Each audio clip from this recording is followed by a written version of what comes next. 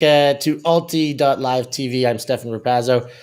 We've had a week's worth of interviews leading up to AUC, Australian Ultimate Championships 2021, believe it or not, in the tailing end of this pandemic, as we hope. But the Australians are cleared to play for a national championship. It's coming up in Canberra this weekend. Catch it on Alti.tv. Today we have a special guest, as we've had all week, but we bring you Mark Evans from the Sydney club SUNDER. Big welcome to Mark. How you doing today, buddy? Good. Almost said colony there again, Pats. But no, I'm happy to be here. So thanks for having me. Awesome. I don't know if you have watched. I said you did mention you've watched a show or two, but I'm going to ask you some questions about yourself. But a new potential claim that you could add to your ultimate resume is that you were selected as the best current player in Australia in the mind of Tom Regacki. So we did have a little chat yesterday, and I brought it down. Top three ladies of all time, top man now, top women now. Greeny went Mike Neal, and Gack said Mark Evans is the best. So you can hang that on your I will. On your mantle of revere. Yeah, a heck of a compliment. I of course. Have thought that he would have said that, but yeah, wow. Thanks, Tom. If you ever watch this, yeah. Well, that's good. So let's start with your name is Mark Evans. Nickname. What do you get on the frisbee field? Well, the boys these days call me Sharky, which is a bit of a Hoss heads of state pickup. When I played with them in 2015, well, I didn't play with them. We went as the 2015 AOUC, which is the Australian Oceanic Ultimate Australian Oceanic. That's it. Thank you. Appreciate that. Which was like 95% Hoss, and then like me and two other guys. But it was really fun. They gave me that nickname. Previously, before that, I think more Hoss nicknames. I've been called the Ice Dragon before, yes, but that one didn't really stick around. Yeah, I know exactly. I don't know why that one. I liked it though. I liked the Ice Dragon. Yeah, it was ridiculous. I've also been doing a little bit of research trying to figure out all the Aussie team names that are associated with each division. Does the AOUCC have a separate team name? Were you guys the Dingoes then, or were you some other incarnation? This is a whole nother story, Pats. But we were the first iteration in 2015, and it was and since then it's changed. The last one they changed to previously it was just a sort of other selected team, and obviously before that as well. But we were the first men's side to go, and so we sat down in a room with me and 20 Hoss guys, and for half an hour squabbled about what name we should be called.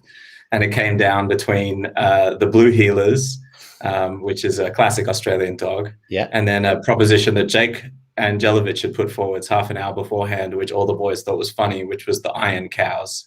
So it was either the Blue Heelers or the Iron Cows, and Iron because Iron is cool, and Cows because cows are funny, and it's hilarious. But there was a point at which we were going to walk out of there, the Iron Cows. And then we turned around and became the Blue Heelers, which is much better. Last minute called Blue Heelers. Well, that's news to me. So that's one more to the list of iconic Aussie animals that name our frisbee clubs. Okay, so the easy stuff. Your club in your city, shout it out. Play for SUNDER Ultimate, Sydney SUNDER, from Sydney, obviously. Okay, your personal playing number? Number 14. Any reason for your playing number, Mark? A couple of my heroes growing up had the number 14, John Holmes and Pete Gardner, and I got assigned it randomly when I was playing for a team over in Great Britain when I was traveling there when I was like 18, and I wanted it when I got home, and I found out they had it, and so it just kind of was something that I picked up as soon as they dropped it, and so that it holds that meaning for me. Nice bit of luck, and then kind of waited out till there was a free slot to take it over. Exactly, and to step into those shoes, that's awesome. Special for me. Your age and years playing? I'm 31, and how many years have I been playing? Since 2007, 2008, so it's like 13 years or so. Okay, so you are pushing. You're pushing Masters, or you are eligible now. push it masters, but I'm relying on my half Asian blood to keep me young. It's Greenie and I share that. He may not look it, but I'm sure he's got some Asian blood in him somewhere. There must be. He's drinking some from some fountain of youth over there Yeah, in Newcastle. exactly. Yeah. And then tell us about your Aussie rep selections. I don't know if you have enough time even to name all of them, or if they're all on the tip of your tongue. But you've represented many times. What are some notable Yeah, a few ones, times. or take Well, us through as many as you 2010 was can? the first one. Okay. 2010 definitely sort of set me off on that path with WAC representation for World Clubs representation for Colony, and also with the Goannas, the first ever Goanna side. Okay. And then we had 2014 was the next World Club Championships. Before then, I played with Ring of Fire over in the States. And then in 2016, played for the Dingoes, 2017 for the World Games team, 2018 for Colony at the most recent WAC. And then we've got 2019 was the AOUC Dingoes, and it would have been 2020, but RIP, pull one out. Right, and of course the Blue Healers in there as well, as we now Exactly, know them, as we now know them by name. And I think that was even between Tom and Greenie yesterday, working it out.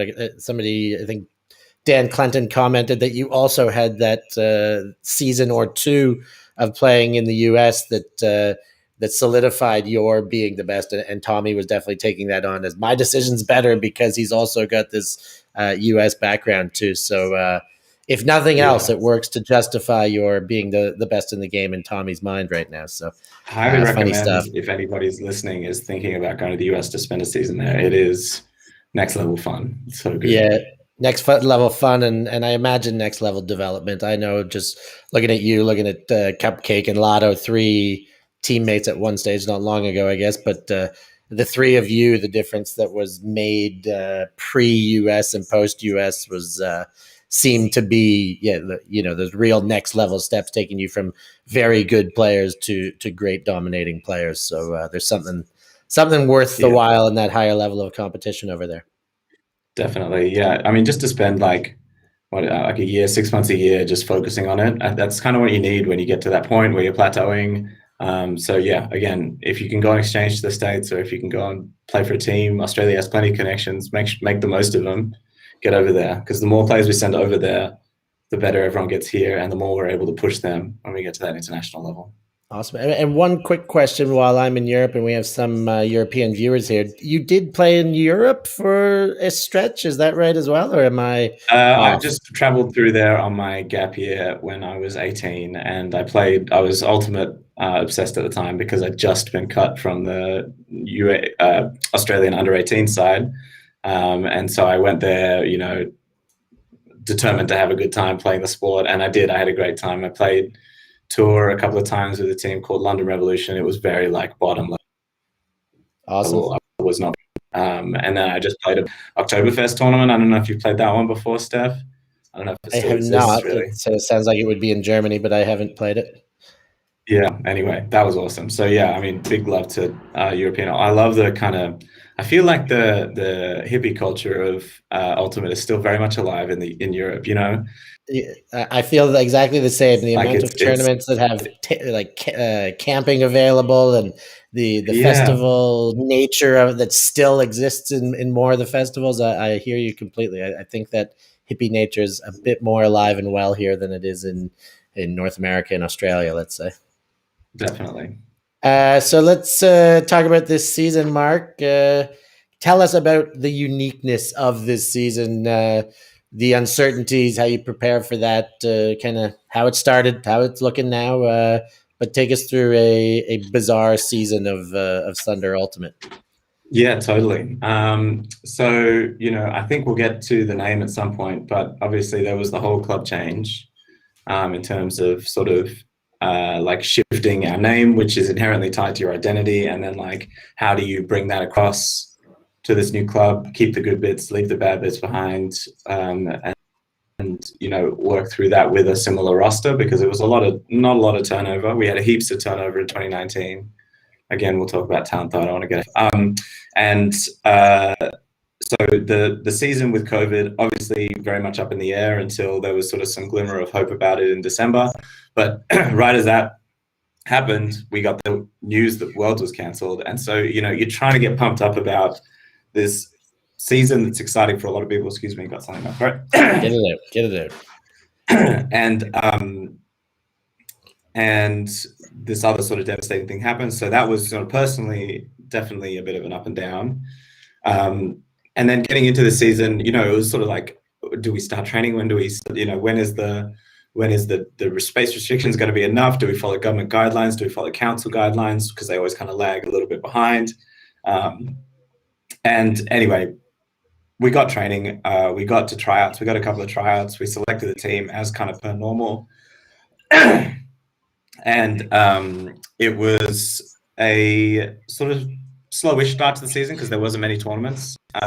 We had Gold Cup on the horizon, but in terms of the uncertainty, I think what it really brought out, which was, a huge positive, not just for Ultimate, just for other things, is that at least when you first got into it, you really appreciated it again, and you had that gratitude for the sport. You're out there throwing a bit, in the sunset with 20 of your mates, and you appreciate it. Also the social connection. You were at that point lacking that kind of sort of social element to Sydney. It's quite a big city, so you didn't get to see people as much as you do now, twice a week. And so that's been a definite element for me. And in terms of dealing with it, like, we've been pretty lucky in that it hasn't really been that uncertain. The things that we've been to, New South Wales has been pretty sort of good in terms of outbreaks. We had a couple early on, but it got under control. And so, I feel like really I'm at a similar point mentally to where I would be in a normal season. It feels a lot like it's kind of gone back to normal for us. And it's crazy how quickly you assimilate to that after such a long period of time where it wasn't like that. Suddenly it's all back to normal and your mind's like, okay, you can calm down now. Yeah, right. But it's that whole year lost. I can only imagine knowing that it's still lost over here. Like, as you say, just getting back out there again, the small victories of chucking a huck in practice, the little things, having a warm up together, shooting the shit about last weekend and what you guys did in real life while the heart starts pumping.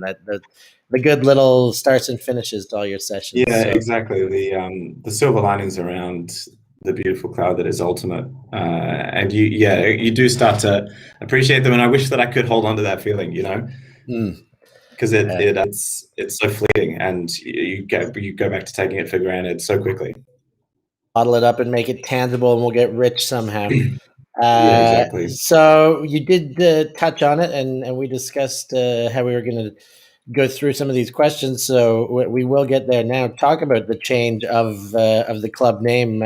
Colony had nothing but success on the field, really. Like, in the eyes of any spectator, Colony, I would say, is the most successful name in Australian Ultimate. Ellipsis is making a name for themselves, doing a lot of winning in the women's division now, but Colony has been winning forever. Tell you Chile as well at some point back. Didn't they get a string of games? I'm sure that came up in his conversation. Yeah, I think Gak will always tout himself, whether it's for the victories or the longevity. But anyways, let's get back to this Colony, which is now Sunder, they were a great club.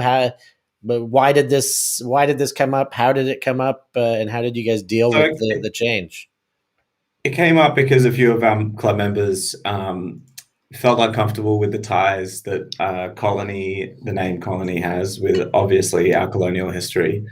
And, the name, I was there in the email thread for the sort of name generation of Colony, and it was sort of never intended to be looked at in that way. And I think that, when you think of Sydney, it's difficult to think of it outside of the context of colonial history. It's like, it's when you think of, you think of a name that comes from a lot of the sort of major places around the world are kind of focused on certain elements of that city. And Sydney, as sort of Australia's starting point, is a big part of its identity. But the time came to move away from that. And, if even one club member feels, and, if members of the public as well feel that, and we didn't really have any pressure from the public. That wasn't something that at least came to me. But a couple of members inside the team voiced their concerns, and that's enough. That's enough to push it on its way. And there was a bittersweet feeling to letting that name go, definitely. And one sort of part of you is happy that it dies young, Colony. It dies at its peak. So, and it will never fade off. It will always be remembered as a great club of Australia. But then there's also this idea that, you give up so much of that brand and so much of that identity by moving over to this other name. And I think we had to view it as an opportunity, and the club has changed drastically since the first time when I played. There's a lot angrier when I played, and we're still pretty angry, but like there was a lot more of that old fire. And I don't know if you know what I mean when I say that, Steph, but like the brashness of a couple of generations of Ultimate Player ago, and the honesty with which they played, and the intensity with which they played was definitely outshone the skill level of those of the players at that time. They did it everything by heart and everything by passion and fire. And now players are, I think, much faster and generally much more skilled, just because they have people teaching them who have been around the world and know how to play. But definitely we you want to keep the good bits of that fire but leave the bad bits. And so it was a whole balancing thing. And really, you can only do so much as a captain or a coach or a leading player. You just kind of have to push players in that general direction of effort equals respect. Put the effort in, you get the reward, and then just see what happens. And with all this, so I get completely how this happened. I was part of or some of the difficulties in getting the change, but I was part of the name change when Firestorm turned to Mammoth, and I think J-Mac hated me for 2 months in the midst of those discussions. Only 2 months. We're back. We're good now. Me and J-Mac are good. But in the midst of some of that, when I was pointing fingers and saying that this brand's not working right now, or something's got to change about this, it's personal stuff, man. It's that is culture. That's years of culture that's built, and you want to, like you say, for the sake of Colony, keep as much of that winning culture as you can while being sensitive to like I also used to think that Colony was a brilliant name. Like it's perfect. They are this double team. They come as a colony. They represent Sydney, which is where the colonization happened. But at the same time, there is a lot about that colonization that is very, very wrong in the eyes of many, which has to be respected as well. So I fully understand the switch. And you just got to move. You just got to roll with the punches. And I don't know if you had this for the Firestorm Mammoth name change, but coming up with a new name is hard. That is not easy, especially if you make it a diplomatic inter-team process, which we did, where we just said, please, we need to come up with a new name. Let's put it all out there, and the one with the most votes is going to win. And you put an explanation in about why. Put your submission in, a rough explanation. We'll throw them out, and we'll just all vote on them and see which one comes out on top. And just whittling that down and providing the energy to get it across the finish line was just like. And Sunder came from or what is the meaning of Sunder? What does Sunder mean? I think Sunder means to break in two. Okay. What are you something? Be cleft in twain. So be cleft in twain is what Sunder means. And so with that sort of symbolizes the splitting in half of our club. And other than that, that's about where the meaning ends. I read it in a nice Australian poem by I've forgotten, famous Australian poet. Maybe no, it's gone. We'll get there. Maybe one of our viewers will put it in the chat if they know.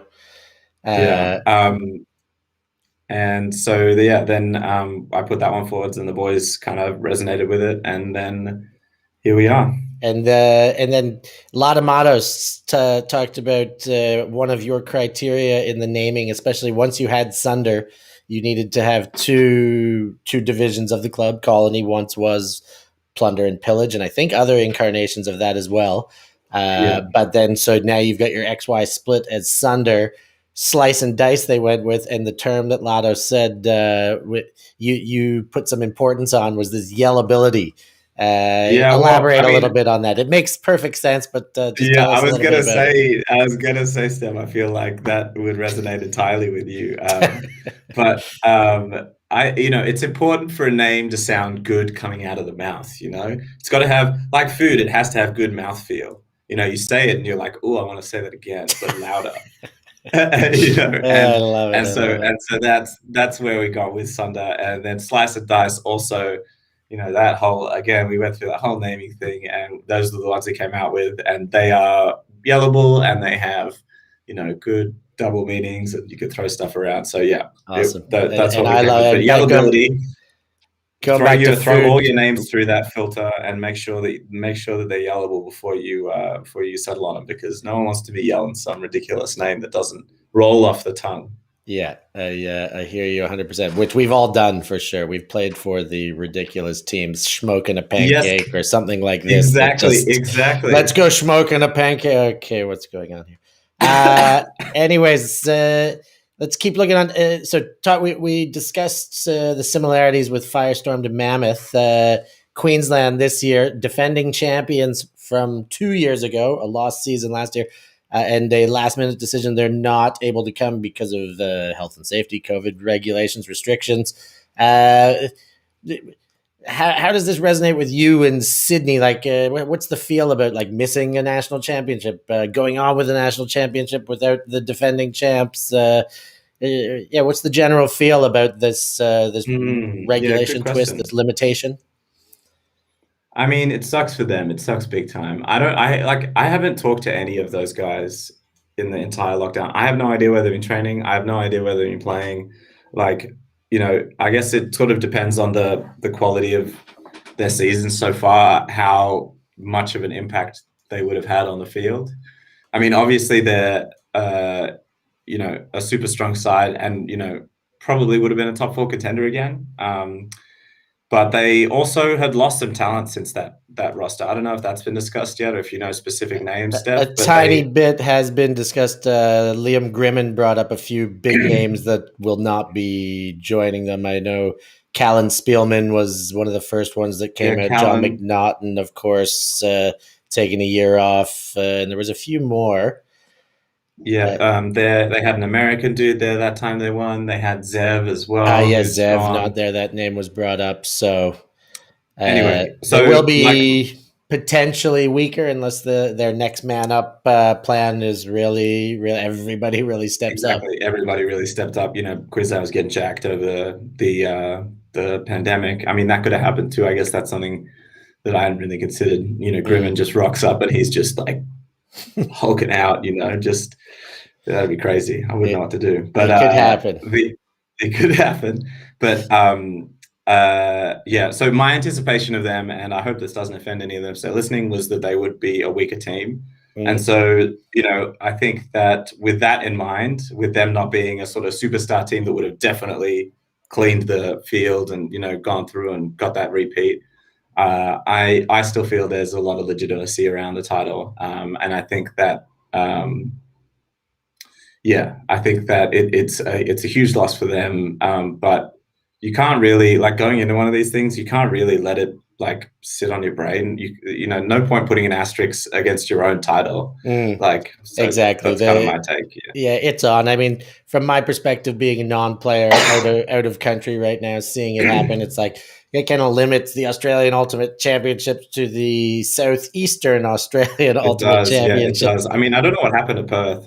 Nobody really has talked about that yet. Yeah, I Do think they? that, I mean, you would think that they would be there. they were they're it's almost like they made the decision on their own accord by the sounds of things. Like they knew that there would be issues, so they didn't want to, but the federation seemed to have made the decision on behalf of the Queenslanders. So Yeah, that's right. kind of the vibe I'm getting from some of Yeah, the yeah. chat I'm getting.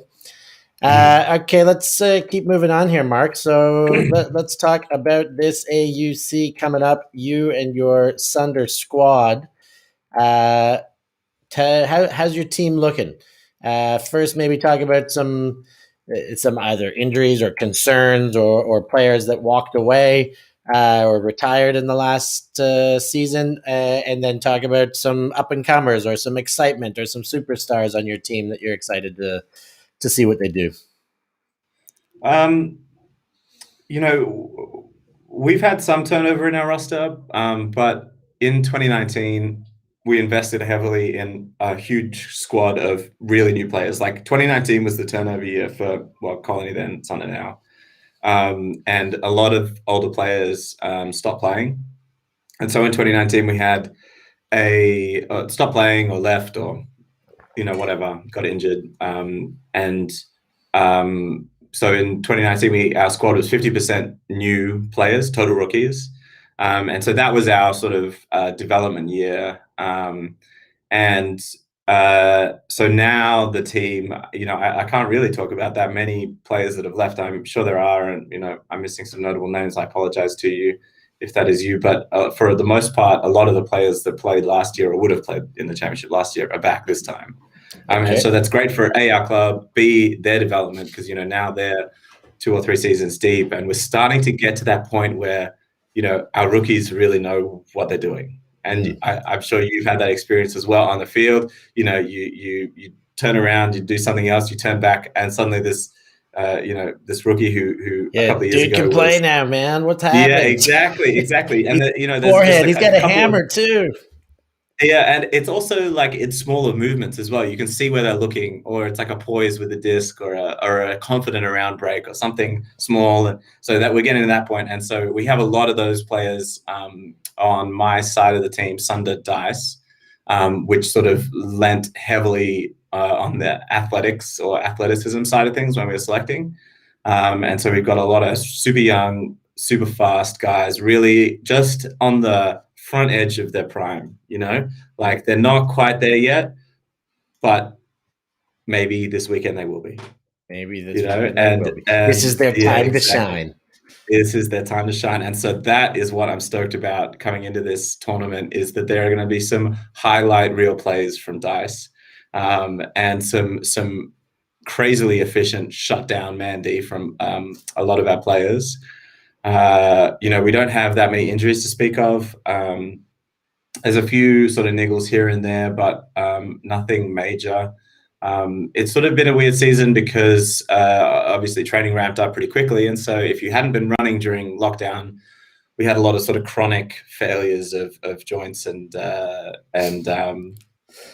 sort of limbs and all that other stuff. And so that's mostly the niggling. Mostly the veteran players there.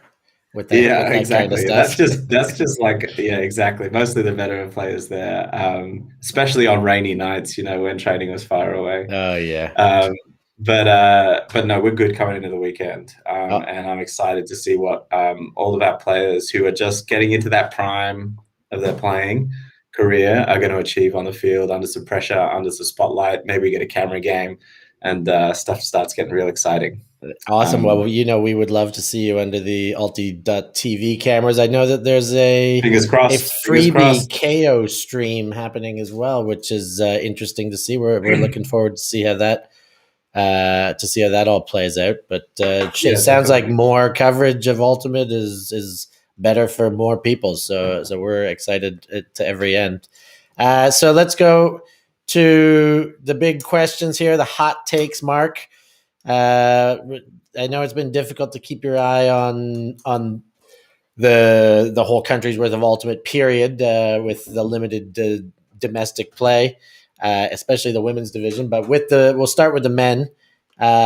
Give me your champion first, and I have a feeling I know where you're going, but then I want to hear the top 4. So how the semis will shake out in your division. I mean, I think it'd be rude to say that SUNDER Dice doesn't win, so we're definitely going to win. Rude even. Yes, okay. I knew I had a feeling where you were going to go with this. Yeah, okay, exactly. So backing yourself, which I love to see. That's and it's not an outlandish claim by any stretch, of course. With and the finals not close, Stef. The finals not close even. Now we're getting somewhere. Okay, good. So SUNDER Dice by a landslide in the final. Yeah. And who are you going to beat in the final, and who did those teams beat to get there? We're going to beat our other SUNDER team in the final. It'll be our first and only tournament victory again, unless we play in pool play, and then we'll beat them there as well. But anyway, it'll be so. They've got the best of you so far. They've got the best of us so far. That is always the way it goes with your inner clubs, though. Whoever has the advantage of going into nationals loses at nationals. Isn't there something about that? That is a thing, and it is a time-told thing. So, let's see what happens. I don't want to put that bad juju on them. I still want to get to the final, but all right. yeah. And who are you Sunders beaten to get there? I think Ellipsis look like sort of head and shoulders above the rest of the pack. That would be my take. So I think they're going to be bringing it up third.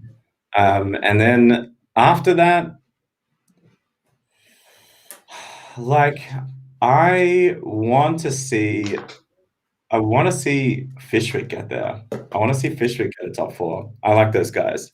Fishwick, you're not the first to have a Fishwick pick. That's good to see. All right, so Mark, and we got a shot of you here. That this is Mark, of course, going back to Cincinnati, broken wrist and all. You were just at the end.